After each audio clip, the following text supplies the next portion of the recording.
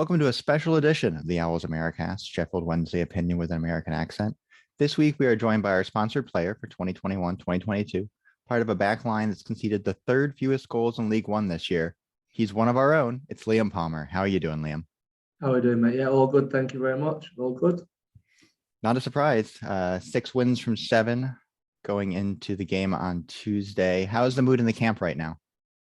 Yeah, really good. Not long off the training pitch, actually, and just doing the final preparations for the game against Burton tomorrow.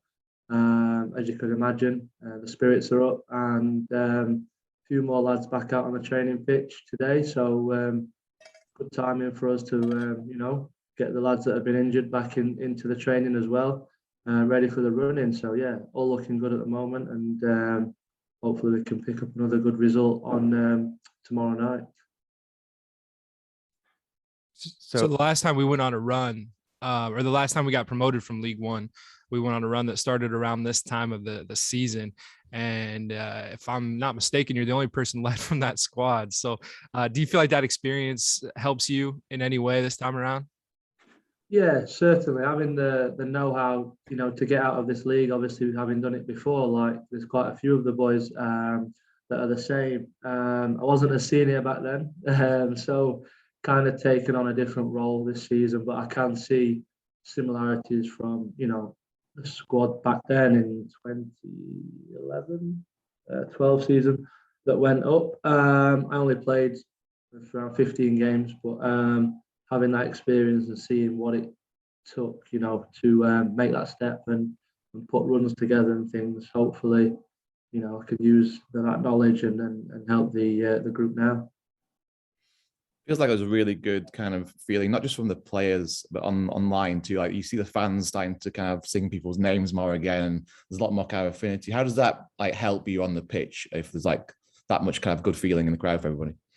Yeah, it's definitely a good feeling. In terms of online, I'm not really too kind of clued up on, when you win, things are going well and everyone's great and everyone's the best player. And then as soon as, things aren't going so well, you're this, you're that. So I don't really pay, too much mind to the kind of internet world. But in terms of the stadium and the support, obviously away from home's always brilliant, and at home, especially these last probably 3-4 weeks, really being behind the team, the fans, and of course, obviously playing a lot of last season without them was difficult. So to have them back and have them back in I think everybody's been really excited to get back in the stadium and contribute to us winning games. Which, yeah, when you have got momentum in games and the crowd's up and like you say, singing the players' names, it gives us a boost. And for the opposition, it must be daunting, to play in that environment at Hillsborough,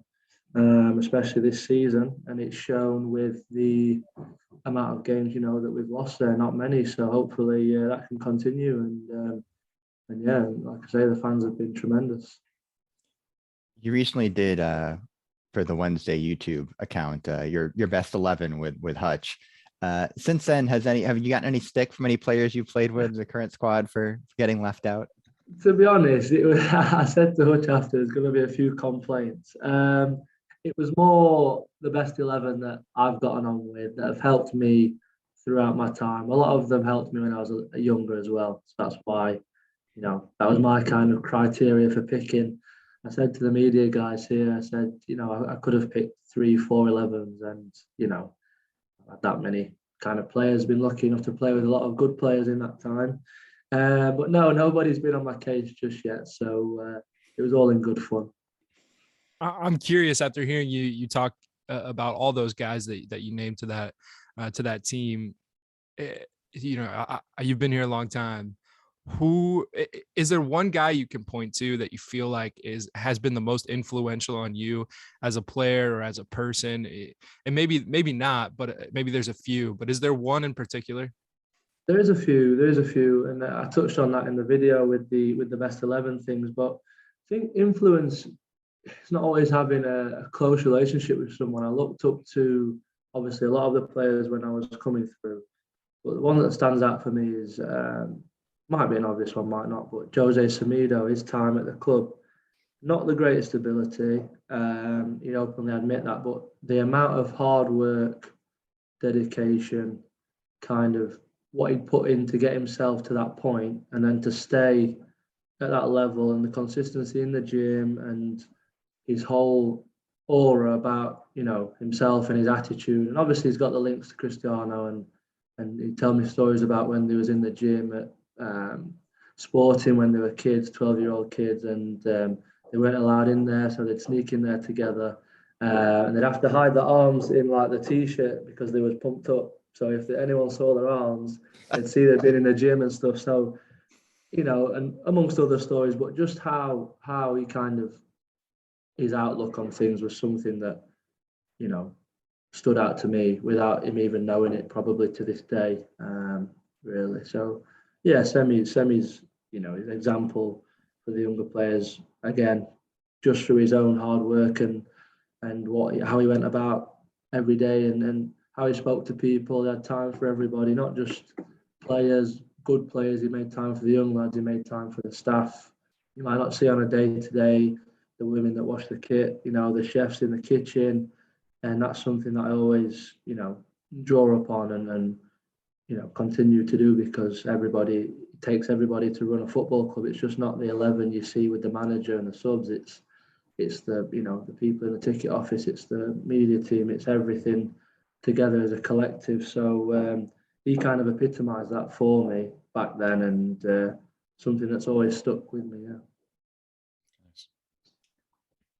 So I mentioned at the outset that the Wednesday have conceded the third fewest goals in League One this year, and it's been a bit of a makeshift back line. You certainly played a lot of center back yourself, which is not your natural position. What do you think's been the key, especially maybe in the run of 11 unbeaten, where it might be you, it might be Pato, it might be Marvin Johnson in the back line. Like, how did you guys sort of gel together and manage to keep clean sheets or grind out results when maybe you're playing out of position or you're covering for injuries? And how has that sort of helped you, I think, moving forward now with players like Hutch and Story back in the squad? Yeah, I think for me, being probably, I don't know if it top one of the most used centre backs, it's unusual. I'm used to playing in various positions, but I think like me, Marvin and Pato, and you know, the ones that are not as recognised, obviously young Kieran Brennan's done well when he's came in as well.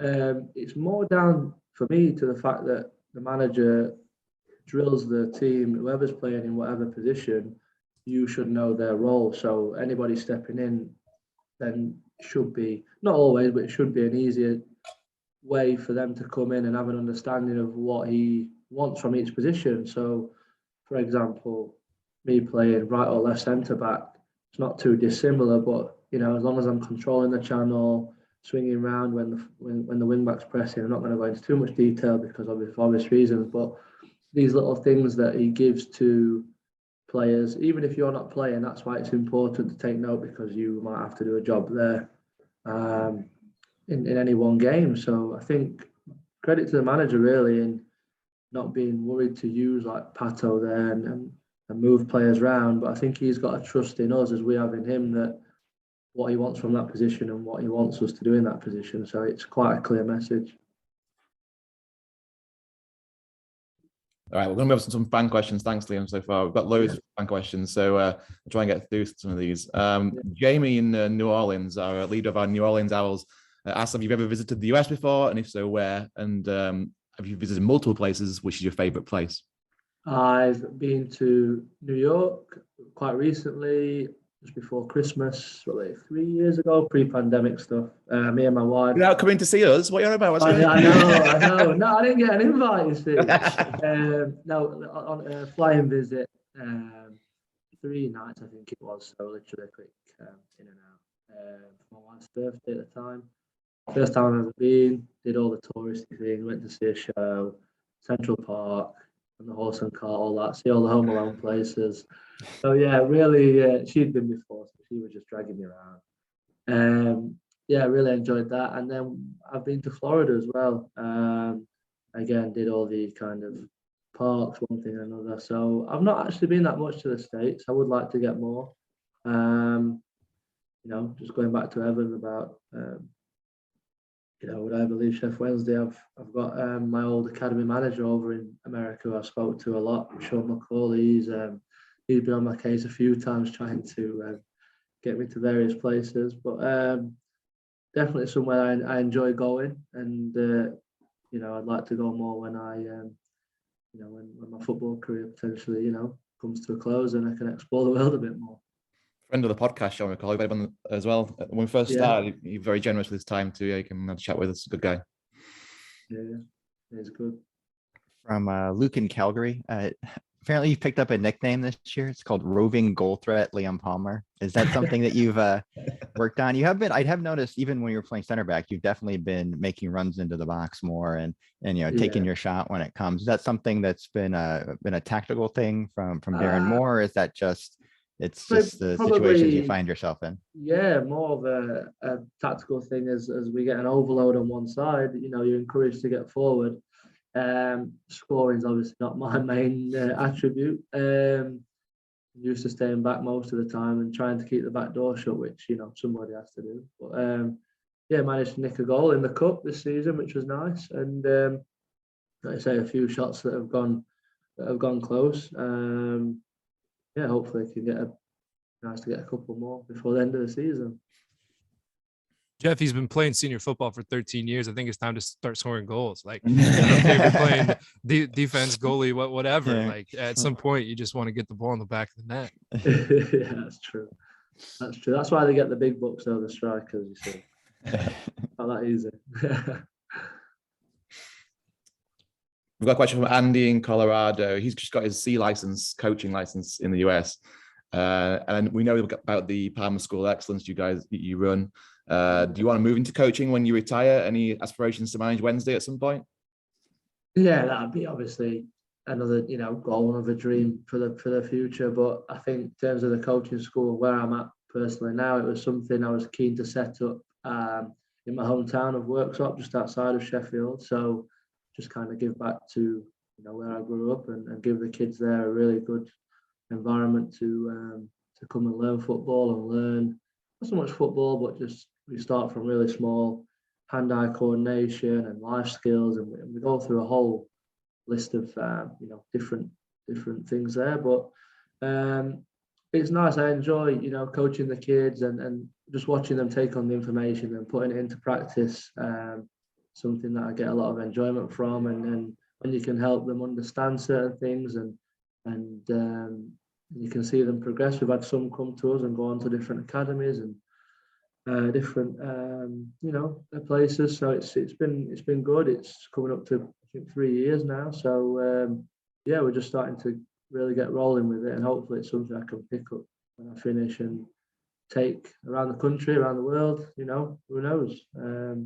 So I'm enjoying it. In my spare time, I've got a good group of coaches that I'm lucky to have that kind of.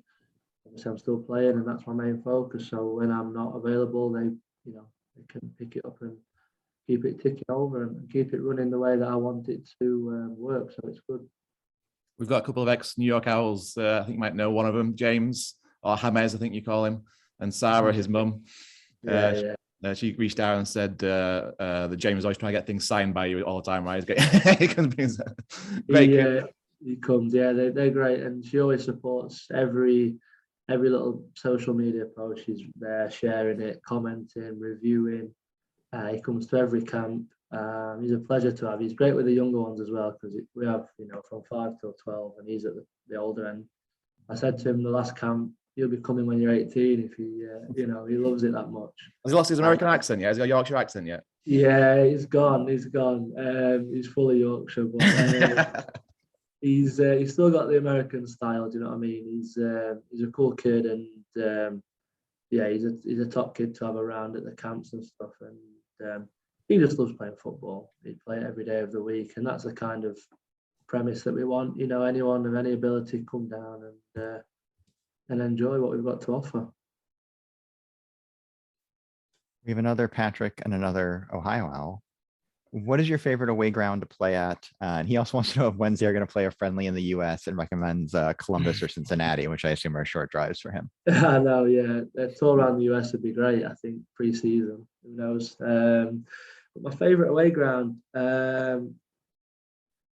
It's tough because probably the best game and the best players I've played against was Man City a few years back. But I think where I've had the most success, and it's a big ground as well, is Newcastle Stadium. You've got the fans right on the top tier there, and when we have gone there and had success and got the win, it's a nice place to play. It's so big, and it's the Geordie fans are so passionate. So it's nice when you can do well there. So I enjoy playing at St James's. Yeah, it's one of my favourite places. Steve Hurst in New York. He's at Coach Steve on Twitter. He wants to know what the first Wednesday game you remember going to is. I remember we used to come here, play or train, and go down to the stadium. First one that stuck in my head was a game against Middlesbrough, and they had some real top players playing. Juninho being the standout. What year it is, I have no clue. But that's my kind of first game I remember going to. My other favourite one was obviously the Cardiff one when Lee Bullen was captain and managed to get promotion there from League One again. So that was a great day out with all the fans, and the first time I'd really gone to an away game and been on the bus and in the streets with everybody, and that was a real favourite memory. Can we do some rapid fire ones real quick, like three or four rapid fires? Okay. So some from Justin in Massachusetts. He says favorite kit. Oh, favorite kit, good one. I like, and they're quite rare. I think you've got one there, the white one. Yeah. No, it's the one back here. One. Evan, there. What's that one? Yeah, that's the gold anniversary one. Yeah. White. I like, but we've had like 3 or 4, only one-off games. I like the ones that are quite rare. The white kits. Yeah. Okay. I save everything, so they're my favorite. Nice. Favorite position to play.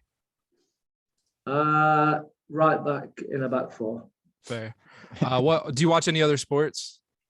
Yeah, I watch quite a bit of golf. Can't play it. I watch a bit of basketball. Can't play it. And I don't mind the Super Bowl when it's on. Okay, and last one, Sean from DC says, or he wants to know the toughest individual opponent you've ever faced. Toughest. I remember we played Man City again at Hillsborough though this time, and they had a whole list of Aguero, Jesus up top, David Silva in the number 10. Just their movement, one wrong step and they're in behind, or if you go in too soon, Aguero must be up there. Yeah, those guys are okay.